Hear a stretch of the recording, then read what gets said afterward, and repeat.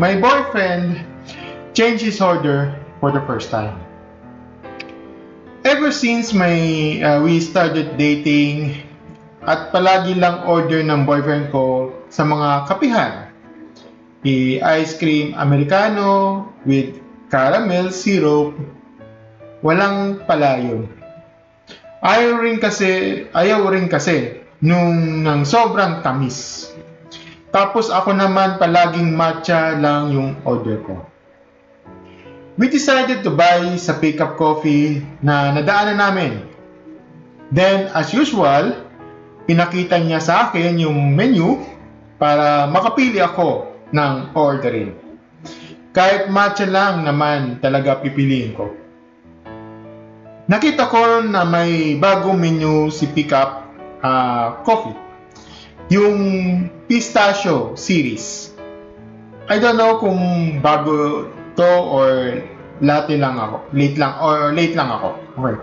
Pero matagal na rin kasi nung last kami bumili dito, kaya hindi na ako updated. Tapos yun, na-curious ako kung ano lasa niya. I wanted to order it, pero I still want to stick to iced matcha. So, una kong sinabi yung iced matcha, then tinuro ko yung pistachio na drink. Tapos sabi ko ay wag na pala yan. Tapos last ko tinuro yung iced matcha as my final order.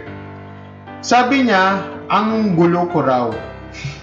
Natawa na lang kami. Yan.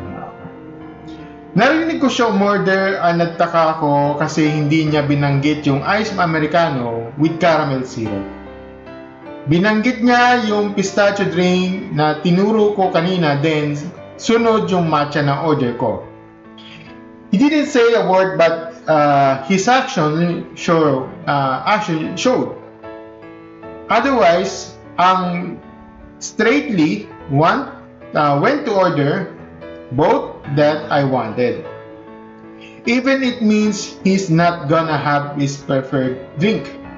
What a selfish gentleman. Ang simple lang nung ginawa niya, pero parang nahulog uli ako sa kanya for the ninth time.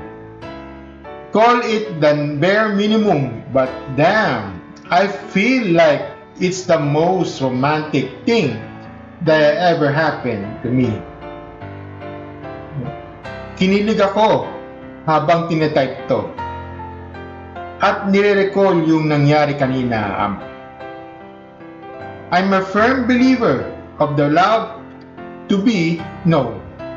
Pero ngayon, parang mas matimbang na pala yung to be loved is to be considered.